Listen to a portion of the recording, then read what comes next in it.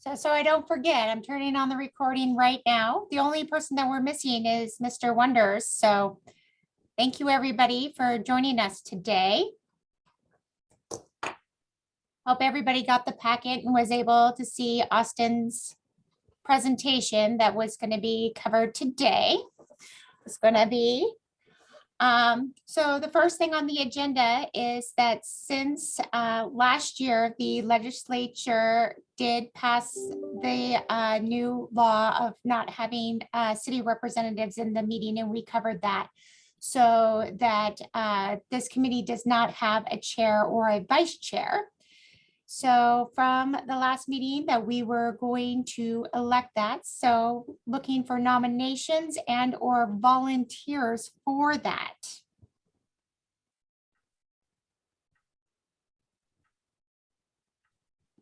Stacy, not volunteering for anything at the moment, but bring me up to speed. I guess I did not know that our very wise legislators stripped the cities out of this. Yes, that they did put that you could not be a employee of the city, that they wanted a group for this committee, a group of citizens. The citizens, okay. Mm-hmm. And those bylaws for this committee are in the process in legal right now of getting that changed for our bylaws, but the law was in effect as of July 1st of last year. Well then, Stacy, with that in mind, I'm going to nominate Kent Rock to be chair. Yes. I would second that. This is Kent Brown. So my only question on that for everybody is, there's a little go around with the county who appointed me and the district on. The county has another person who has specific traffic background that they want to appoint. Okay. And so I'm not sure how long I'm on this. I guess I'd be happy to accept the nomination. If I can't dazzle you with brilliance, I can baffle you with bull. But that would be the only thing, is I don't know whether I'll be here for next time's meeting. Just depends on what dynamic is going on behind the scenes. That is true. We do have another nomination and we're working through that process. Well, then with that in mind, I withdraw the nomination.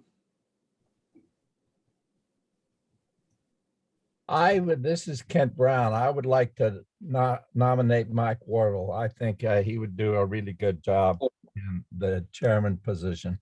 And I would second that. I made a mistake in not nominating you then in a hurry, didn't I?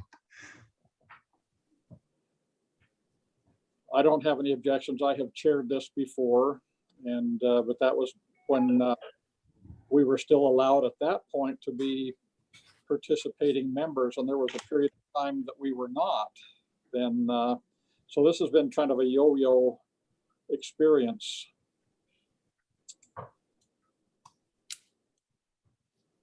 Well, there has been a nomination and a second, so we can take that to a vote. All in favor of Mr. Mike Wardle being chair of this committee, please say aye. Aye. Aye. Are there any opposed? Wow, Mr. Wardle. The Well, committee is yours again. thank you. I guess, shall I take over, Stacy? Sure, that would be great. And I would assume that we need a vice chair for the purpose of conducting meetings in my absence. So I would entertain motions for that.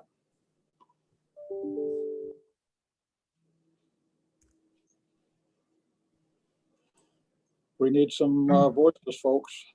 My mind's going back and forth between two people, but I would nominate Ann Westcott. And unmute, there you go. I'm unmuting to say no, thank you, Kent. Okay, then I would nominate Kent Brown. Is there a second? Second. Okay. I want to ask the question first, and why did you choose not to be?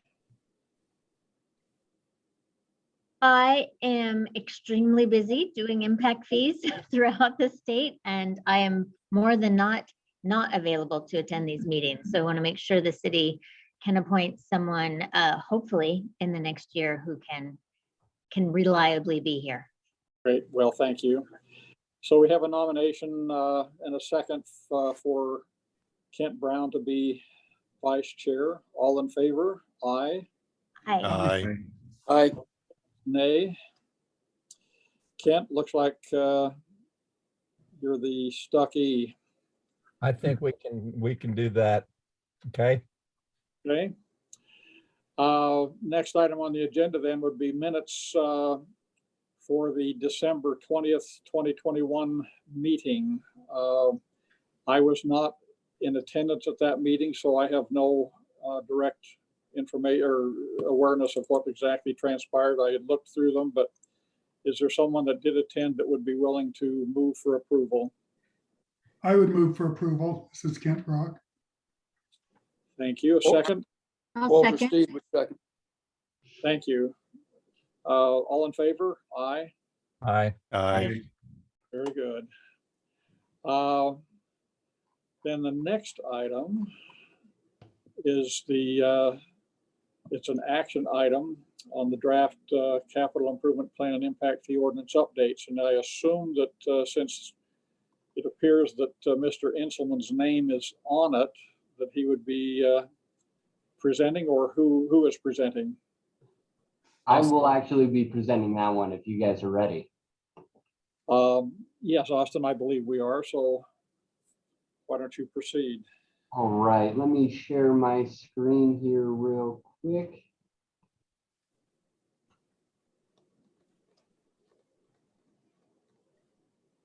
And just to make sure this is the screen you guys are all seeing. Yes. I'm seeing it in duals because I have it on my big computer as well. So great. Okay. So thank you all for having me. I know I spoke at the last meeting on Gary's behalf, if I'm remembering correctly, but either way, I will take this one over. Just a reminder, my name is Austin Miller. I am the impact fee administrator here at the Highway District. Quick little overview of what I'm hoping to accomplish today. I want to review some of the staff recommended changes to our draft CIP and interim impact fee ordinance update, review the impacts of retaining versus funding our current unfunded project list, and then also review the impacts of an affordable housing impact fee exemption that's sort of being mulled over. And then after we go over all of those, each one of them will have their own corresponding action item to ideally give some input to our commission before they make the final determination moving forward. And then at the end, we did have a couple changes in the schedule moving forward. So I did want to sneak those in there at the end if we have time. So you guys were provided all of this in advance. I hope you had a chance to look through the list of recommended changes. I don't plan on going item by item through them, but just to touch on a few of the majors, we did add a couple projects based on anticipated development. We did also update 2 street segments to be consistent with the master street map. There were also, so all of our projects that are either completed or substantially complete in the past, what has it been, year and a half since our last approval, I removed the project if it's been completed or substantially reduced the cost of it if a predominant amount of that has been paid for. I updated the service area balance to be consistent with where we're currently standing.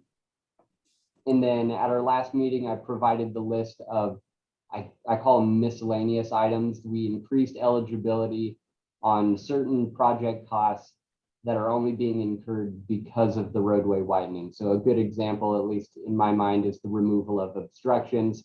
If we weren't widening the road, we wouldn't be bearing that cost.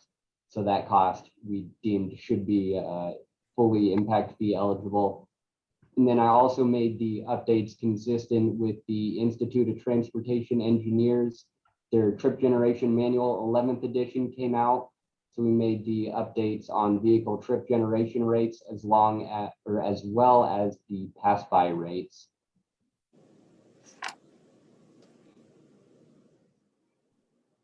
And then those were the staff recommended updates. This is our current unfunded list.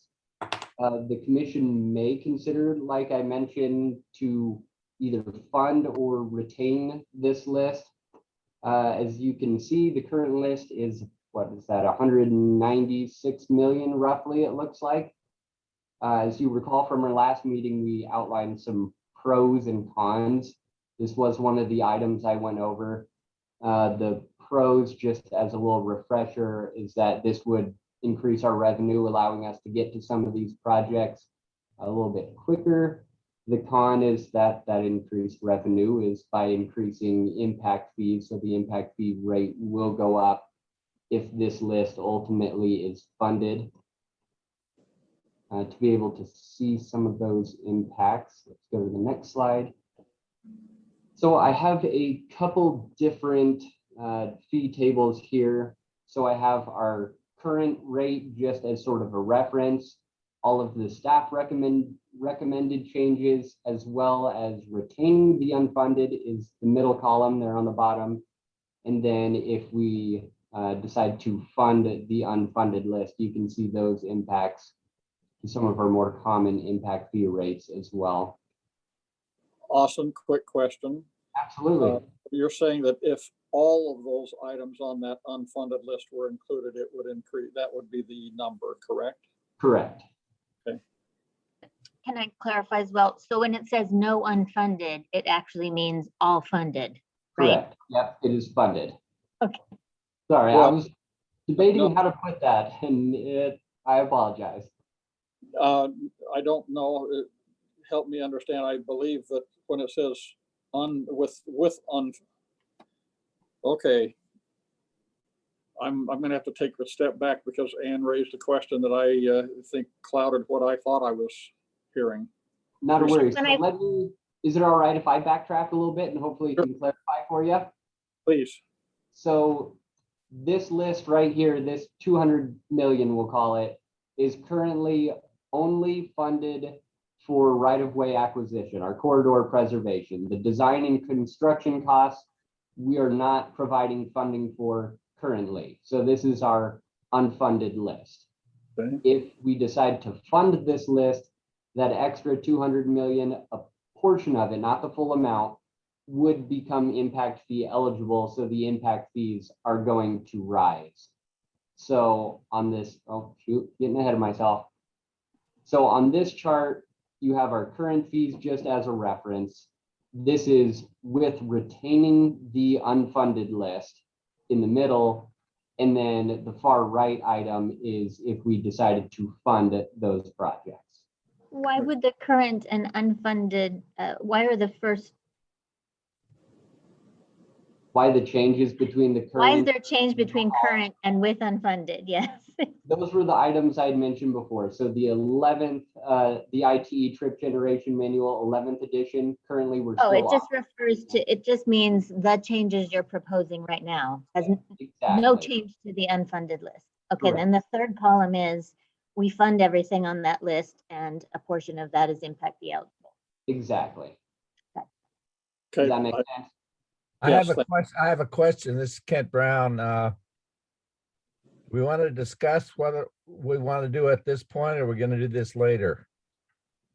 So I do have the action items broken out separately. I will be glad to answer any questions either before the first action item or before this one specifically. I'll leave that up to you all.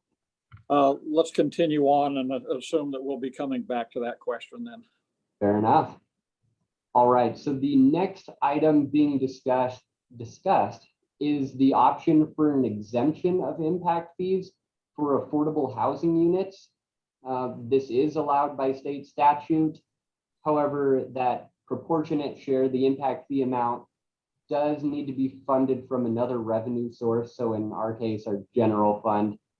I reached out to all of the land use agencies to get a feel for what they expect moving forward in terms of number of affordable housing units. Based on their feedback, I'm estimating around 350 units annually, and that equates to about $725,000 that we would have to account for. Austin, again, for clarification, Yes.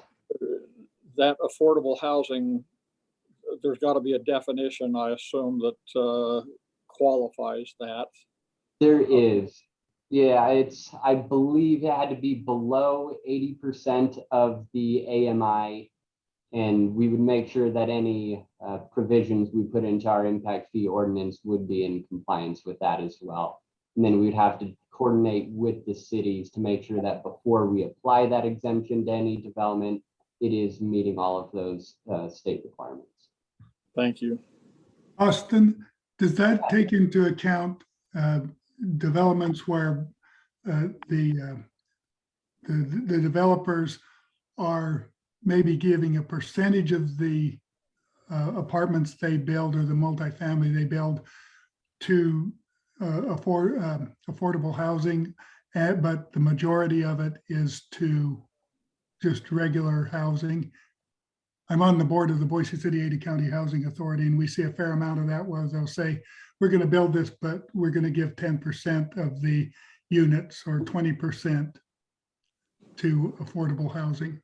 Yes, so we wouldn't do the full project as a whole necessarily. We would look at only the specific units that are designated for affordable housing at or below that 80% AMI mark would be eligible for this. The rest of the units still have to pay the standard impact fee rate. Okay, thank you.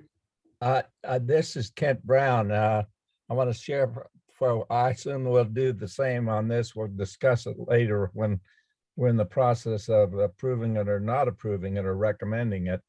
I do want to point out, like a lot of these kind of things, that everybody needs to consider that statement that he made. This doesn't make it so that it doesn't cost the body politic that's out there. It just means that other people are going to be paying for this if you vote to do it. That is correct. And just a little heads up, the next slide, I actually sort of inversed the action items because I thought it might work a little bit easier to have a couple of the smaller items voted on first before the formal overall recommendation. So the first action item I figure would be for the affordable housing. So any questions you guys have on this, or if you want to touch on the unfunded list or any of the other recommended changes, please feel free. So Austin, are you asking us now to consider this action item and vote on it? Yes. Okay. So Kent, Kent, this then brings up your comment of a moment ago. So let's open this up for discussion. Specifically, should we recommend that ACHD exempt impact fees for affordable housing units? Mr. Chair? Yes. My comment on this would be, I am finding this to be more and more of a priority in Idaho.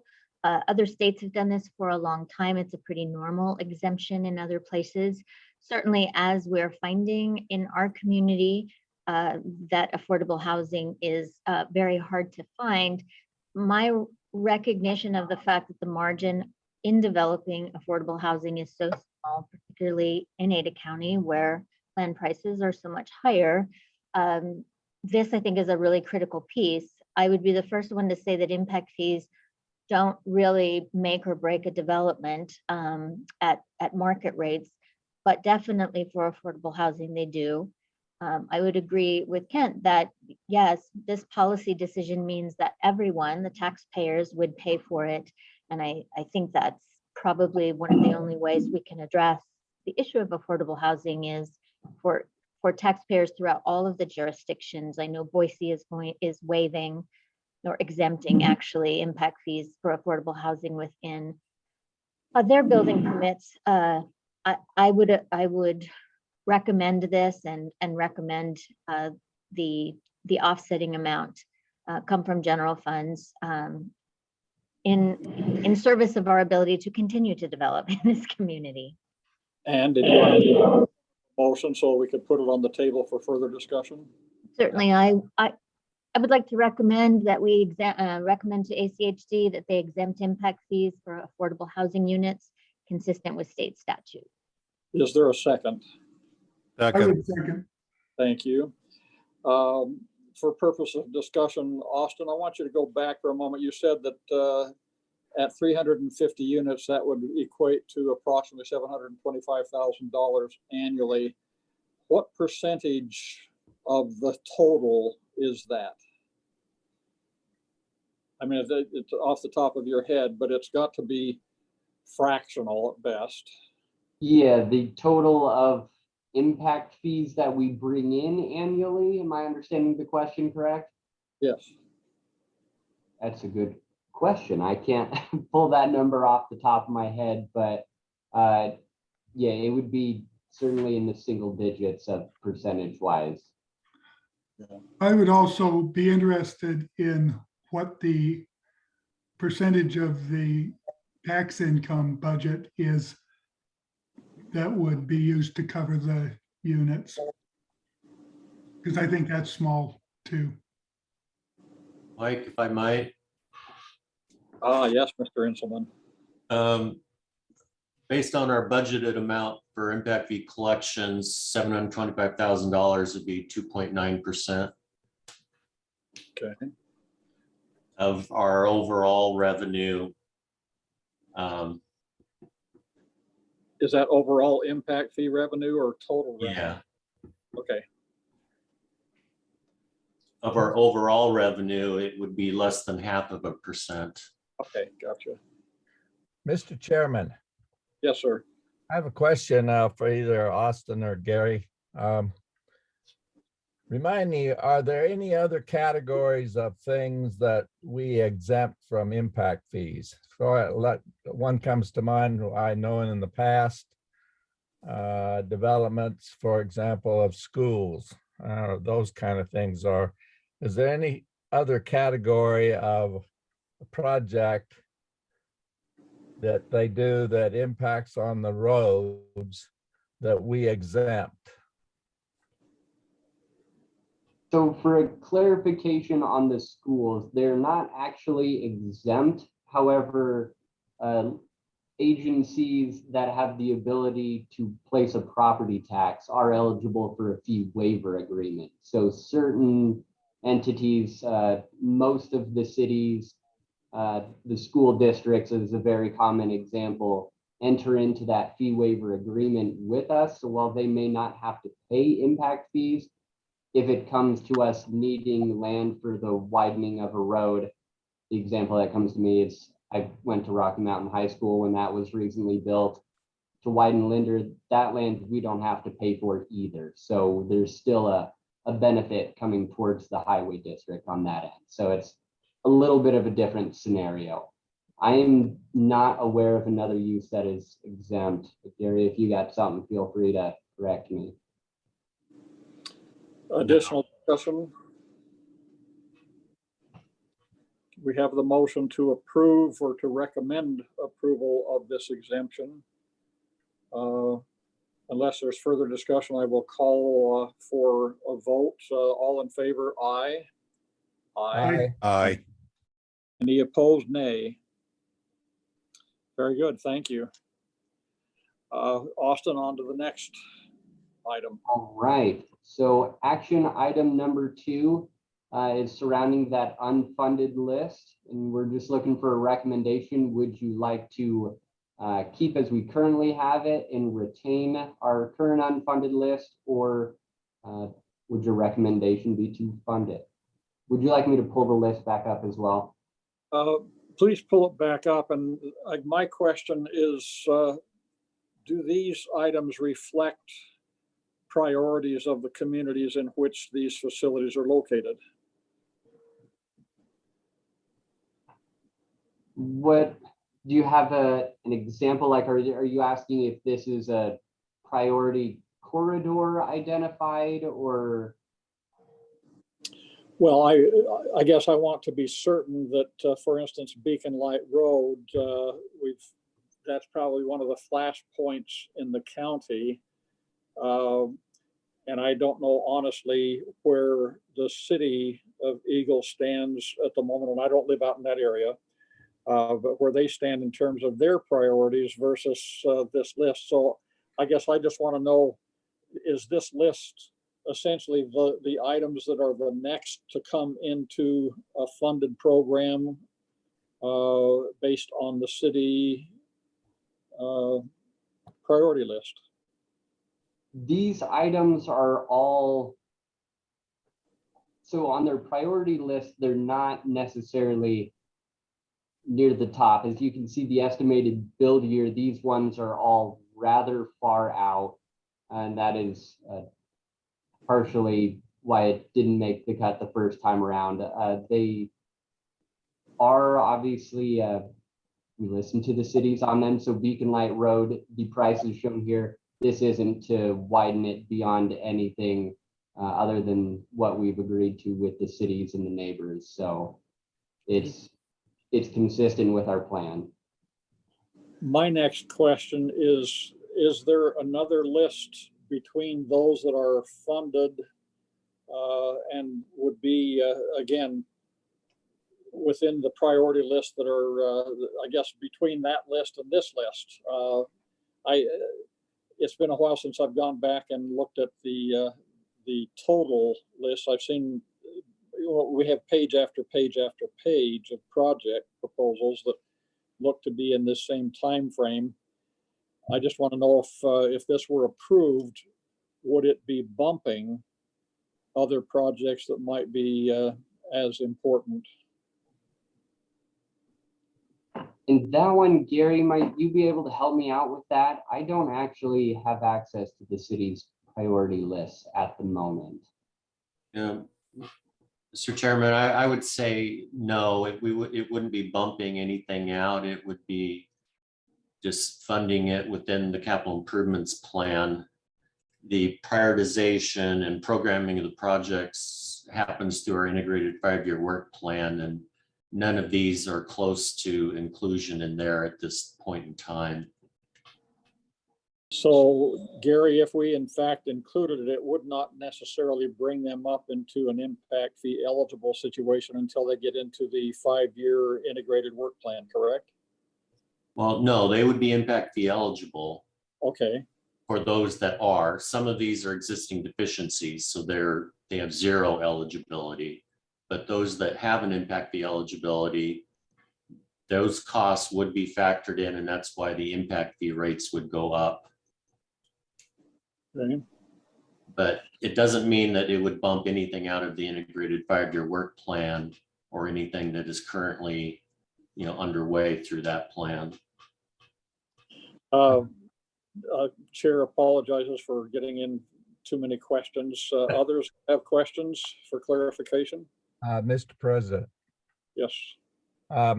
first of all, I need to make a statement, and then I have a question pertinent to that.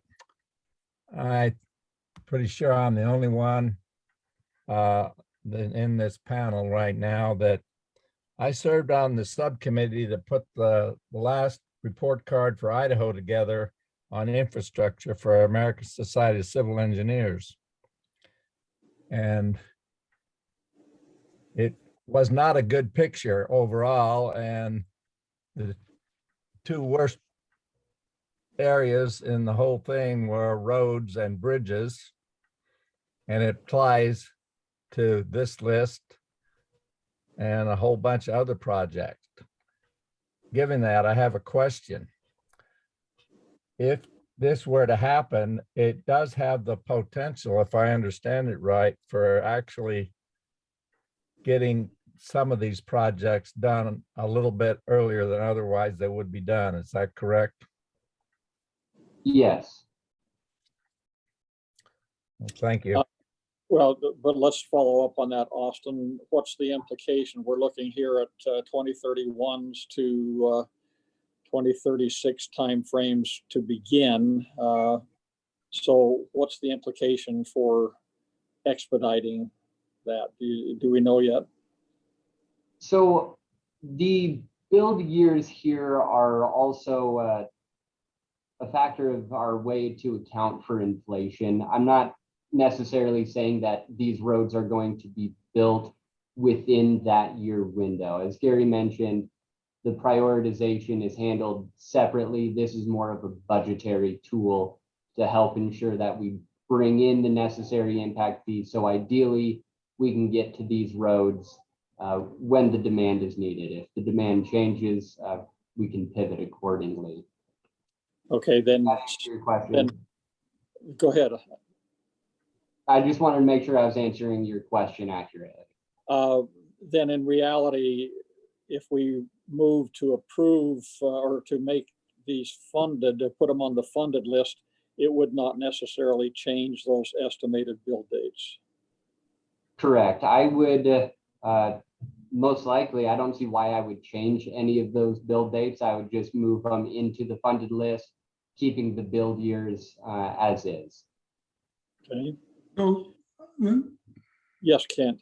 so, you know, I look at that and in a lot of those areas, there's going to be a lot more development in the next, well, the shortest one's 2031, that's nearly a decade out.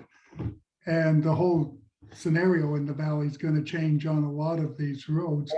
So, you know, personally, I think maybe we're jumping the gun a little. I'd rather see them closer to being included in the 5-year list, even 6 or 7 years out personally. But that's my concern, is that the whole dynamic's going to change, and whether we need that much money or whether there'll be impact fees coming in those areas that we can use is a different thing. Mr. Good Chair, point. Yes, go ahead. is it correct? I mean, I'm assuming that we have an unfunded list because it was the lowest of the priority of all of the other projects that were on the plan. Is that correct, Austin? So Gary, correct me if I'm wrong. I would say some of them were probably, yes, that would apply. Others, as Gary had mentioned, they are actually an existing deficiency. So even if we list it as funded, it's still not impact fee eligible. Then the other ones, like I mentioned, I would imagine are primarily for a budgeting tool, our ability to manage impact fee revenue coming in versus how much we would have to match with the general fund during that time frame. I guess my question is, while I'm all for, you know, infrastructure improvements everywhere, this seems adding a $200 million to the list and partially to impact fees. This doesn't seem like a minor update. This seems like maybe this would be something that would be considered in the major, the 5-year update. I guess my other question would be, when is the last time that the cities were able to give you their long range priorities? Because, you know, would they swap something out on these lists? I believe, again, Gary, correct me if I'm wrong, I believe we get their priority list annually as part of our integrated 5-year work plan review. That's correct, but obviously this is a 20-year plan, so I doubt some of these are even on their lists. But, and you do bring up a good point, would this still be considered a minor change, or should it be included in the next major update in 2024? The only reason we threw it out as a consideration is the commission asked us what can be done under the existing law and our ordinance to charge everything that we can that is impact fee eligible, and this would be one of those items. If it's not advisable to this group, we certainly understand that, and we'll take that forward to our commission. We just had to throw it out there as an option because it is one. No, I totally understand that. I just wondered if everyone were back at the table for a 5-year update, if the list would change any, because I wouldn't be able to know that. Well, Mr. and I Chair?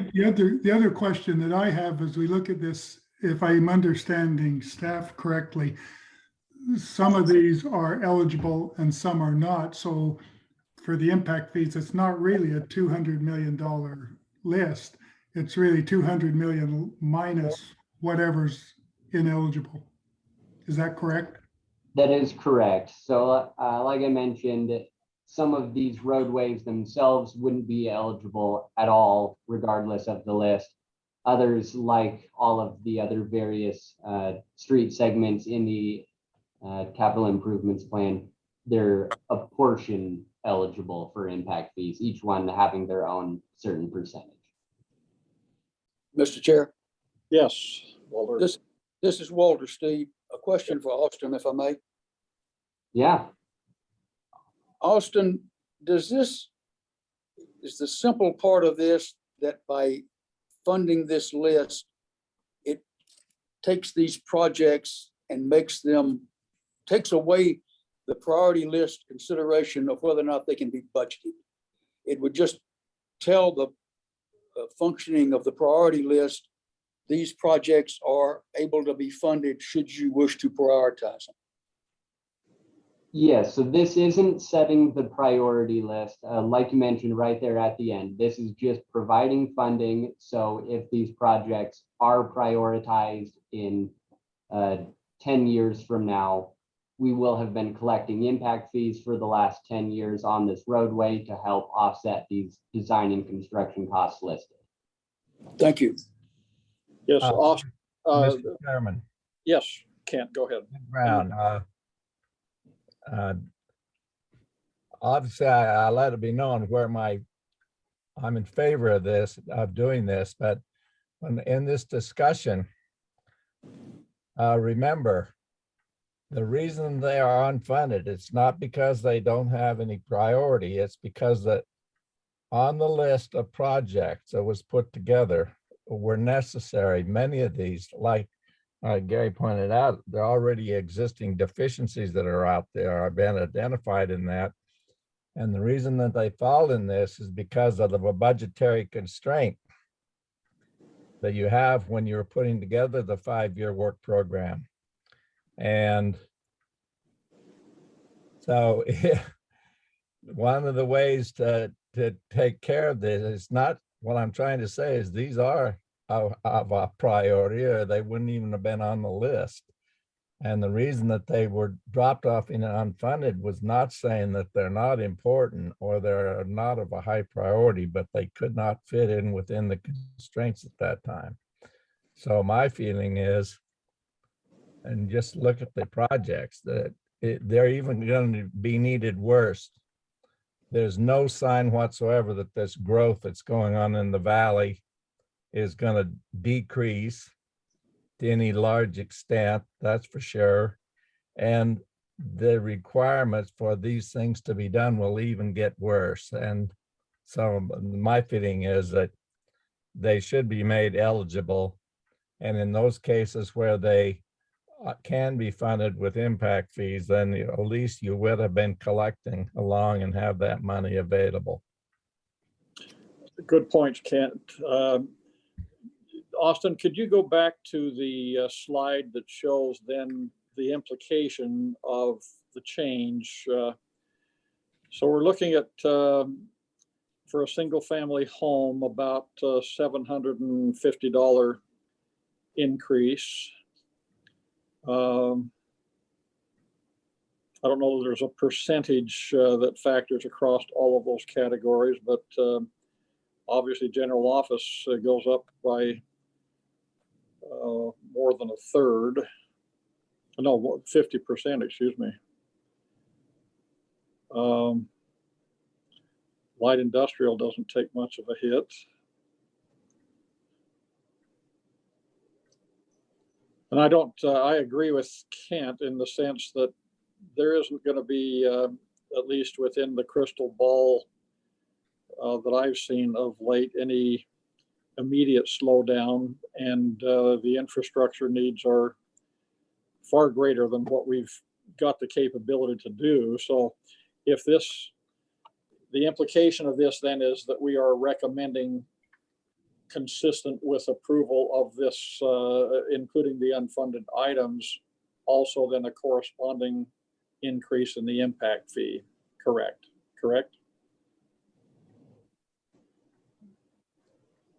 See, I don't know that I agree with that in the sense that, if I could see a projection of what the build out estimates are going to be over the next 10 years and apply the amount without including the unfunded, that might say something, but I'm looking at it following on what Kent Brown said and Mike, what you said, the growth is going to keep going. So that means their impact fee collections are going to be increasing at the same speed as those new developments are building out.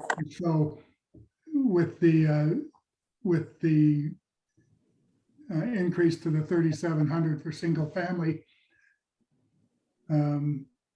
that's going to cover a lot of that unfunded as it comes through, because that's what developers are required to do. And any shortfalls, in a lot of cases, the ACHD and other public entities are requiring the developers to ante up out of pocket for any shortfalls in the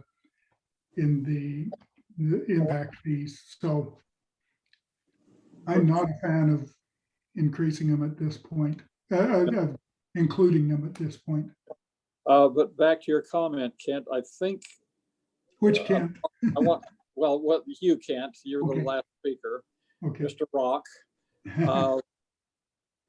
Looking at the breakout that we have on the screen currently, if we recommend including those unfunded projects, the fee goes from $35.29 for single family up to $42.84, correct?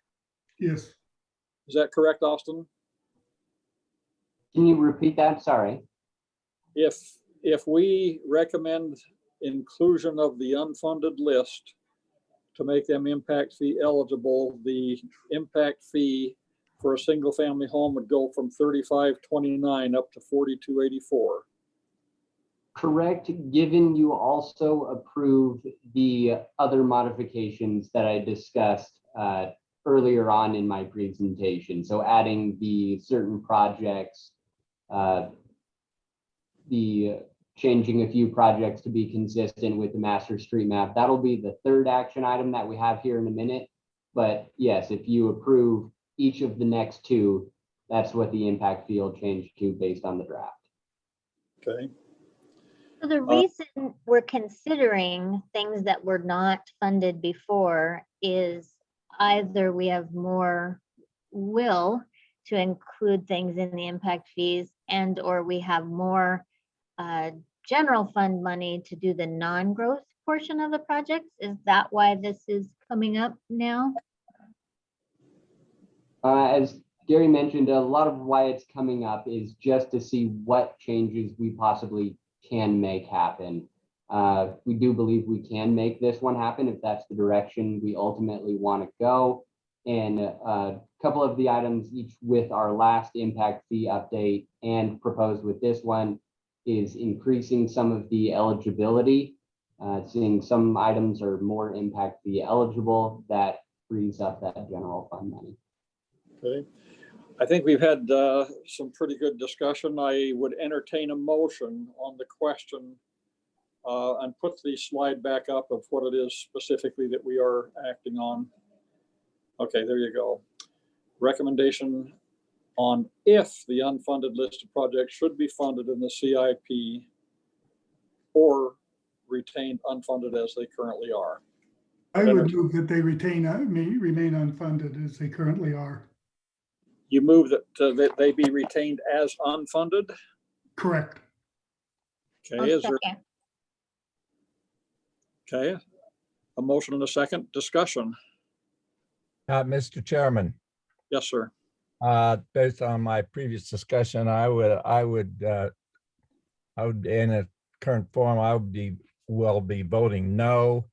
And it's just because of, I already pointed out, maybe it's because I've been involved in 3 different iterations of putting out a report card on our infrastructure in this state, and especially also including in this, and includes this area. And what we're doing by doing this is we're continuing to have this list of very much needed stuff, but waiting for some magic way of paying for it. And the magic way isn't going to occur out there. The magic way is to fund it, pay for it through impact fees or other sources of money. Otherwise, these things, they'll not be built. And we continue to go further and further behind in our road and bridge and infrastructure in this county. I can clarify my second. Yes. To clarify, I absolutely am fully in favor of them doing any deficiency they want within their general fund budget. I also have no problem with the impact fees going up. That doesn't seem to be a huge increase, although it will be high end. My concern is that this list has been unfunded and it's been there for a while. And I'm not sure that if the cities were part of this process right now, they wouldn't want to switch it out with something else that was more important to them. Good point, Ann. I have mixed emotions about it because this committee should be aware that every year I make the motion for the commission to take every possible dime that they can, you know, their 3% funding and everything else. Right. And I second that. The last time you made that, I seconded the motion, as I recall. Yes, well, you're always, Mr. Brown, there in support of that. And so I have, again, the only concern that I have for the list is that I don't see the list from which it came, because again, I've noted as I've been online that there are page after page after page of projects, and I just don't know where these fall in.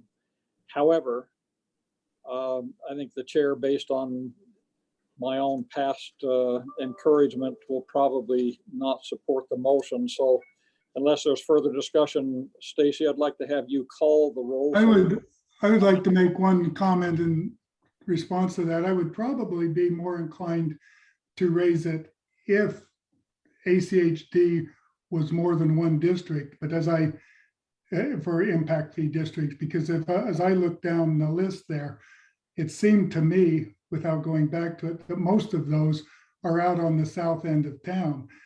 You would be raising the impact fees on Avamore and Harris Ranch and places all over the valley out here in Star, where I live, to pay for things that those homeowners are not impacting.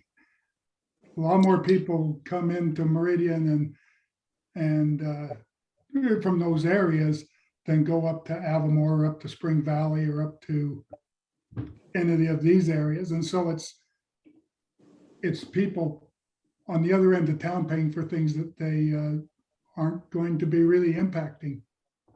I understand that, Mr. Rock. I know that we were in that mode some years ago where we had separate different impact fee zones, and we do not have that anymore. So we have to basically take the circumstance that we are in, acknowledging that, yeah, there's going to be some heavy skin in some areas and not too much in others.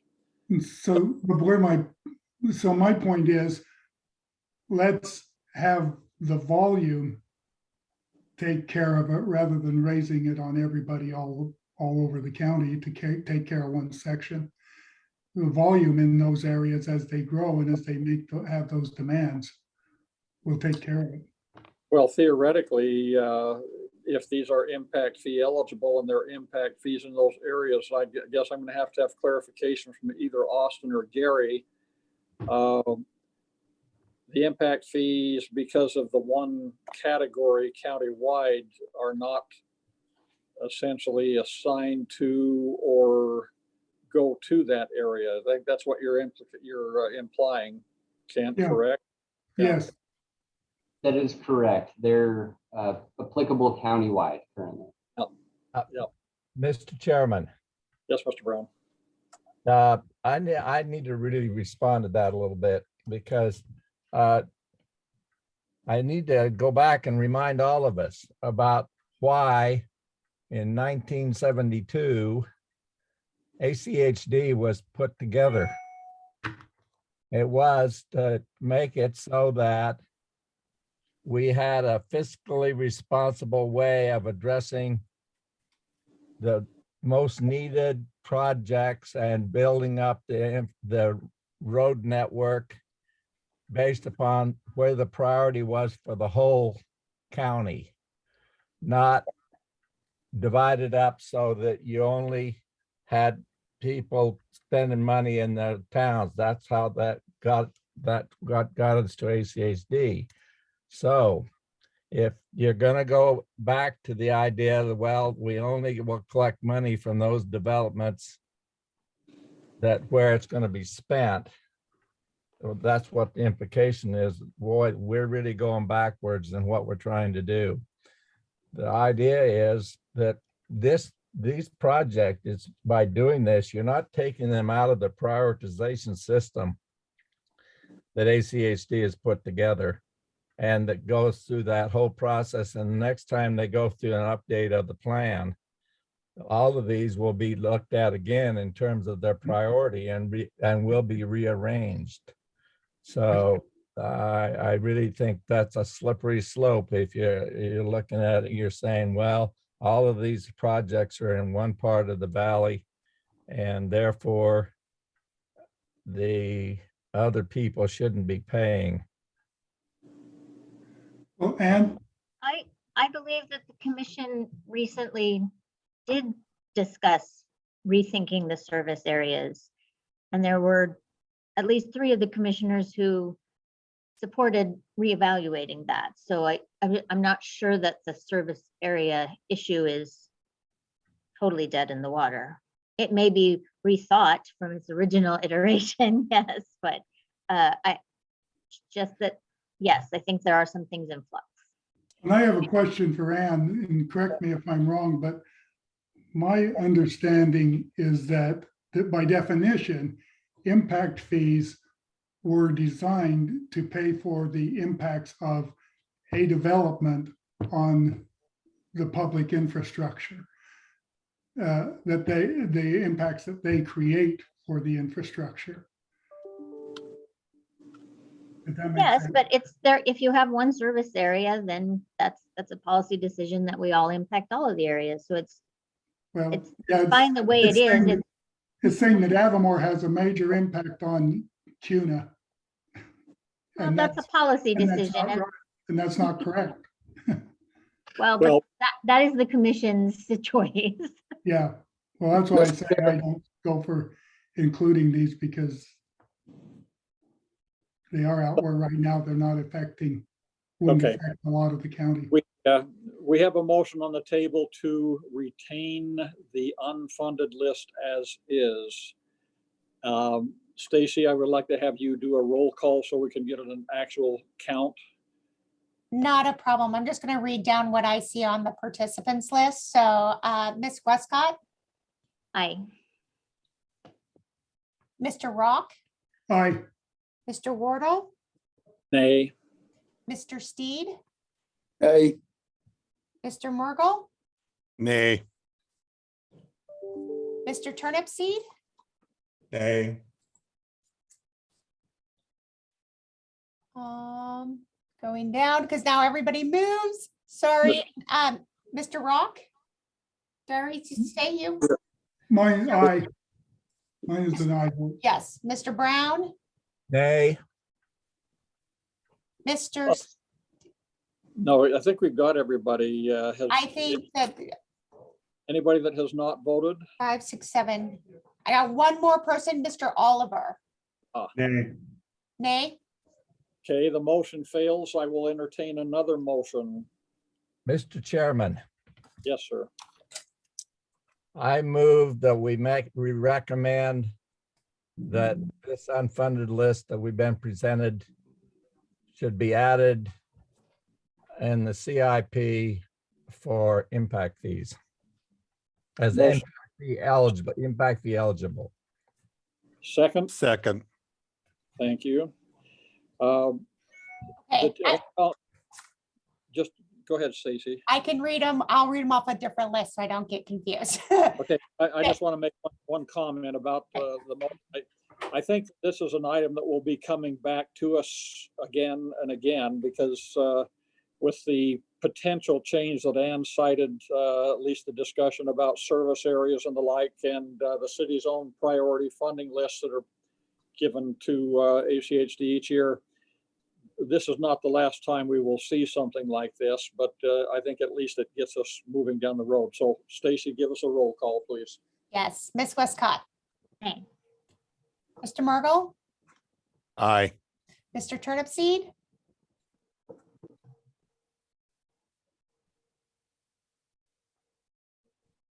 Mr. Turnipseed, did we lose him? It's like you lost him. Yeah. Mr. Brown, Aye. Mr. Wardle, Aye. Mr. Oliver, Aye. Mr. Steed, Aye. Mr. Rock. Nay. The ayes have it. We'll go on to action item number 3. All right, well, thank you. Then action item number 3 is recommendation of the overall draft CIP to ACHD's commission.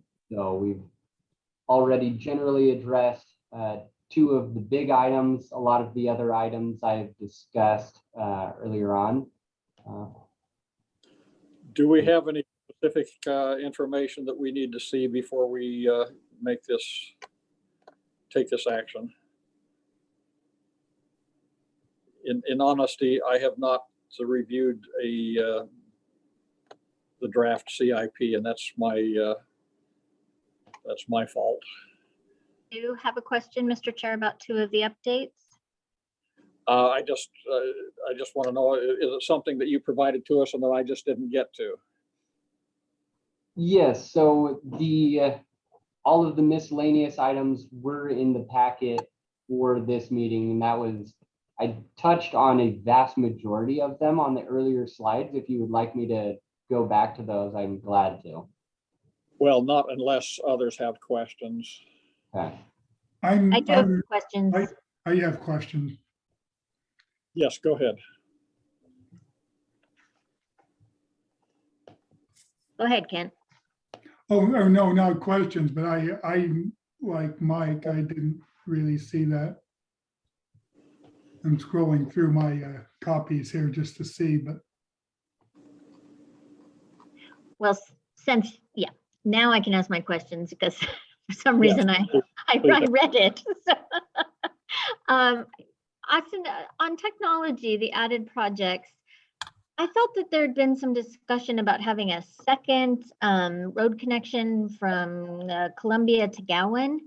That's been a request maybe from the city of Boise, just so that there isn't only one way in and out of there. Is that considered as part of this project, or? I don't honestly have the map. Hey, Austin, I can answer. I can answer that. Perfect. You want to go, Gary, or me? Sure. The Technology Way is a future arterial listed in our master street map. The discussion of another roadway from Columbia to Gowan, the city has discussed that. They would like additional access for emergency services, but it is not on our master street map as an arterial. And the CIP can only include arterial roadways, so we can't include that in this action.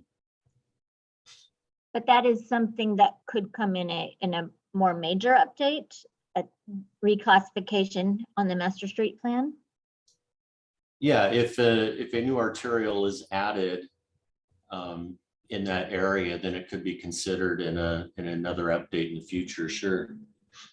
I might add that we're currently updating the master street map, and yes, the city did request a collector to connect Columbia with Gowan. However, a couple of years ago, when they started that Columbia planning area, the property owners weren't interested in engaging or participating much in that. And there is just one single property owner that would be involved in that. So, you know, should the property develop, the city will have the opportunity then to work with them and obtain whatever type of access is necessary. And I just want to mention, I just scanned back through the agenda and I did see the changes, so. My next question on Eisenman was whether or not that widen to 5 lanes will happen before the Lake Hazel extension is done.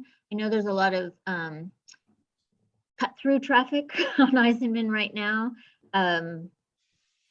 Will that southern arterial be completed before the Eisenman is prioritized? I'm honestly not aware of that priority decision being made yet. Gary, is there anything I'm unaware of out there? Okay. No, this is just making it consistent with the master street map, given the level of activity out there, so that when it is prioritized, the funding mechanism is there for being able to use impact fees for the additional 2 lanes. Great, thank you.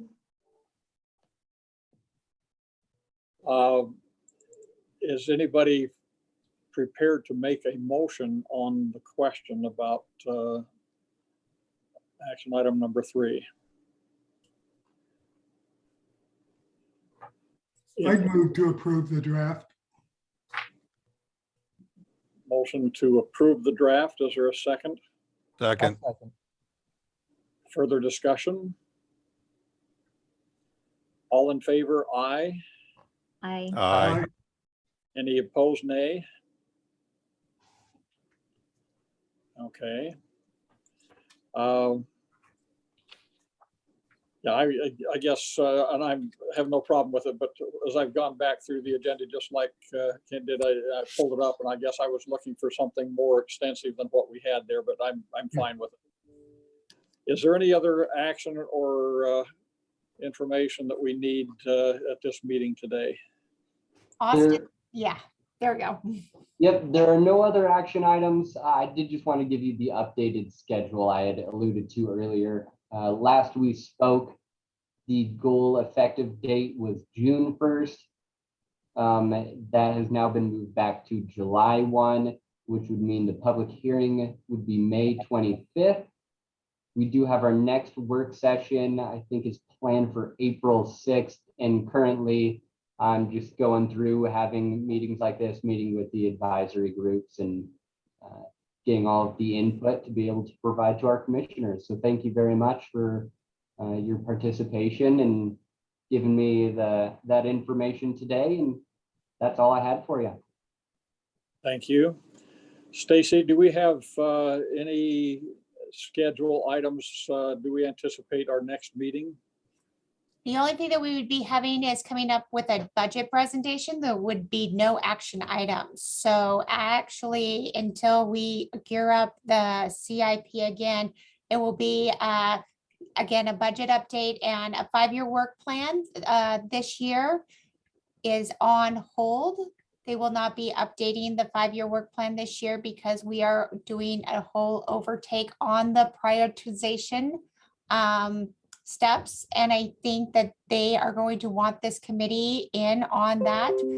We've hired a consultant to help us with those things. And so I think that there will be some meetings scheduled for later fallish just to go over those prioritizations. Is there anything though that we need to, I guess, are they going to give us an opportunity to help formulate that, or are they just going to throw us information toward the end of the process and ask our consent? Well, that would be something that if this committee wants to be involved in that prioritization, I can certainly get with the planning department with Tom Laws and Ryan Head and making sure that this committee is a part of that. Absolutely. I think we ought to be part of it. I think we certainly need to be seeing information as it's generated so that every item along the way, if nothing more, that at least we are included in the distribution list. And then we could certainly request an opportunity to meet and express our opinions. Anybody object to that direction? I agree wholeheartedly with what, Also agree. I agree as well. Very Well, good. I'll make sure that Tom and Ryan make sure that we're include the committee. Great. Just tell Ryan that I know how to get in touch with him. If I don't see anything, I'll be asking. Absolutely. Thank you, everybody. If we probably, I don't know if we need a motion to adjourn, but I would accept one just so that we can officially do it. Move to adjourn. Thank you.